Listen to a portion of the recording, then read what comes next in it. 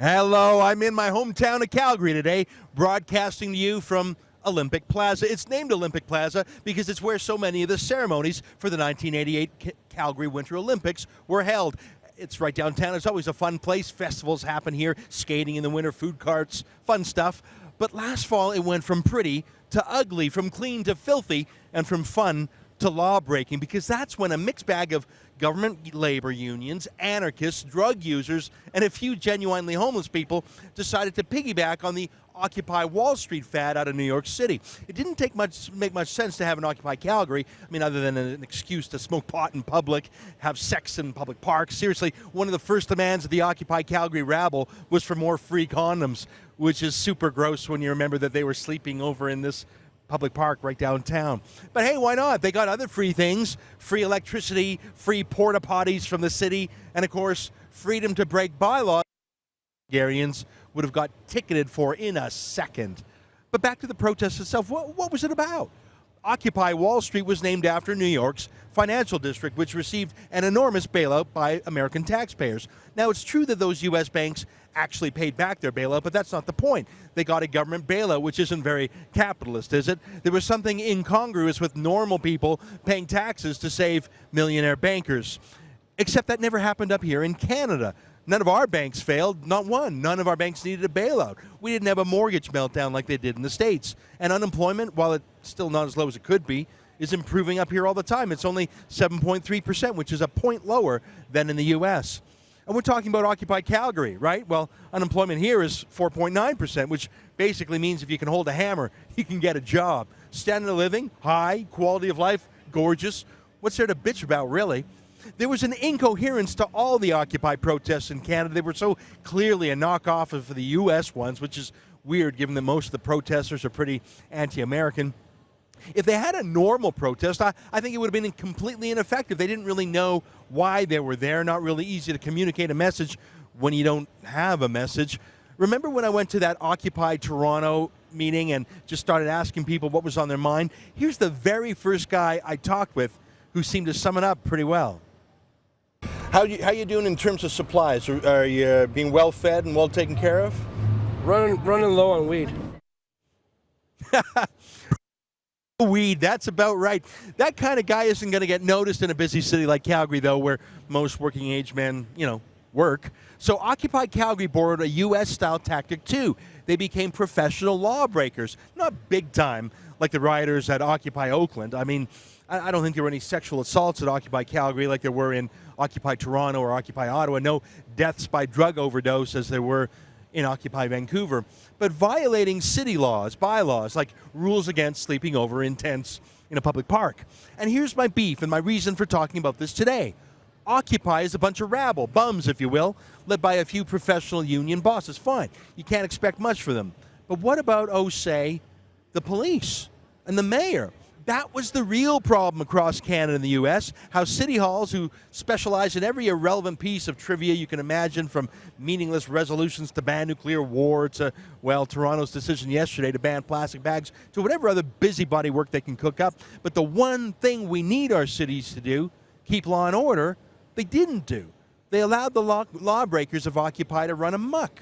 Now, if you're wondering where those Molotov cocktail throwing, subway bombing, window smashing rioters in Quebec got their boldness from, I put it to you, it was watching the pitiful appeasement by police and mayors in the face of Occupy lawbreaking. Anyways, back to Calgary. I took an interest in Calgary's weak handling of Occupy because at the same time they were bending over backwards for the Occupy lawbreakers, literally providing them with free stuff like toilets, the city of Calgary was locked in a bitter legal battle against another citizen who spoke out in public, a Christian pastor named Arthur Pawlowski. We've had Pawlowski on the show before. His mission is summed up in the name of his church, the Street Church. Like Occupy, he hangs out in public places. Unlike Occupy, he does so to minister to the homeless, bringing food and clothes and prayer to them. The city of Calgary has brutalized him, issuing him countless tickets, taking him to court close to 100 times. A trial judge even stated that the city's actions were, quote, precariously close to being excessive and an abuse of power. And literally at the same time, the city was rolling out the red carpet for professional anarchists and dope smokers. Seriously, Pawlowski was actually arrested for singing Christmas carols at Calgary City Hall without a permit. I'm not making that up. Now, I have a theory why. It's because he's Christian, not Marxist. Calgary's mayor, Naheed Nenshi, prefers Marxist protesters to Christian protesters. I've tried to find out a different explanation. I've invited Nenshi on the show. He's refused to come on and actually threatened to sue me. A bit sensitive, I guess. Well, we submitted access to information requests for City Hall's memos on how they handled Occupy Calgary. I'd like to show you some of the highlights of what we found. Let me start with perhaps the dumbest thing I've ever read about the Occupy protesters that was not actually written by an Occupy pothead himself. This is from Calgary City Manager Erica Hargeheimer in a memo to the mayor back in October when Occupy was just getting started. Let me quote it to you. I'm going to read a lot of it because it's just so stupid. You're going to love this. Quote, "The Occupy movement continues around the world in the form of occupying key downtown public spaces. This is a Charter of Rights issue rather than a tenting in public parks issue. As tenting is part of the demonstration, the act of camping becomes the right to freedom of expression and demonstration. Accordingly, this is a legitimate protest in the eyes of the law. To date, no municipality across Canada has taken action against occupiers tenting on public lands," unquote. Now, the first thing you notice here is the awe and admiration that the city bureaucrats feel for these left-wing protests. Occupy is a global movement, and match that with their cowardice of groupthink that since no other city has yet kicked them out, maybe Calgary shouldn't. But that's not the main point here. The false legal argument, factually false, legally false, completely unsubstantiated, but regurgitated officiously by the city manager that illegal camping is somehow protected in our charter. Seriously, you can't enforce the law because camping's a human right? What a moron. Of course, thank goodness, months later when the city was finally shamed into going to court to get an order evicting the mob, the city manager's fake legal memo wasn't shown to the judge. Well, probably was, but by the protesters themselves. The judge threw it out. Look, every single judge in North America threw out the Occupy rabble because there's no human right to set up a tent in a public park overnight and stay there for weeks destroying property, creating health and safety issues, and more to the point, trespassing. But the city said such a right existed. They vomited up the Marxist claptrap from Occupy's own website. What a disgrace. But Calgary's mayor, who calls himself Canada's most trusted, most loved, most popular politician, seriously, he says things like that about himself, which I guess is more modest than saying he's the most popular in the galaxy, so I guess he has some modesty. Anyways, Mayor Naheed Nenshi, my old college debating partner, was out of sync with the city he claimed to know so well. Here's a letter to him from his PR gal saying that 90 people had contacted his office about these squatters, but fewer than 10 of them agreed with the mayor's policy of letting the squatters squat. Look at Nenshi's principled response. Quote, "Has the tide turned," unquote? How out of touch he is with law-abiding, property rights-respecting Calgarians who might want to use a public park without having to step over used syringes. That maybe the Marxist idea that a camp out is a charter right isn't exactly accepted by homeowners. As the weeks went by and Calgary's most loved citizen of the century realized he was on the wrong side of the law, he slowly changed his position. Read this hilarious internal memo. Quote, "The city's stance is that the squatters must leave the park sooner rather than later. The group is causing environmental damage to the park, and other groups have legitimately booked the park and should not have to work with or around the squatters," unquote. Well, at least by then he was no longer spouting that Marxist claptrap about property rights and trespass laws and public health laws giving way to the counterfeit human right of camping in a shanty town. But note an important point. The city was suffering real damages, ripped up parks, the cost of toilets, thousands of dollars in police and firefighter overtime. The city was subsidizing Occupy Calgary. They were caught up in the thrill of the worldwide movement. But the rest of the city had lost patience with Calgary's most popular man or most handsome man or whatever the mayor says he is now. Just don't say the vainest man. Anyways, one loyal Albertan, a friend of our show called Corey Morgan, decided to have a counter-protest right here.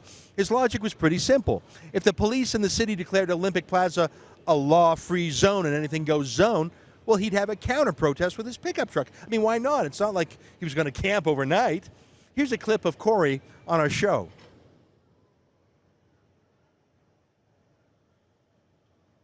Well, North America's smartest man weighed this new development. Here's Nenshi's email on the subject. The subject line is that he spoke with the assistant chief of police, I guess, and, quote, his line is that a truck is not a tent, and the frontline officers were concerned about what the driver might do, that is, drive through the tents. then they acted accordingly. I can live with that, I think, unquote. So let's unpack the wisdom from Canada's sexiest mayor. There's a human right to put up a tent in a city park for months on end without a permit. But it's a ridiculous redneck idea to park a pickup truck there too. Protesting is protected by the charter when it involves bongs and drum circles and public for 2 months straight. But it's not when it's a guy with a job stopping in his pickup truck for a few minutes. But the best is this: they ticketed Corey and removed his vehicle, not because of anything he'd done, but because of what he might possibly could do. Drive over someone. Hey, it's a possibility. So he was ticketed for some future crime he did not commit, and he gave no indication that he would commit it. Well, the Occupy protesters could or might commit all sorts of crimes, including rape, which was rampant in other cities, but Nenshi wouldn't kick them out for that.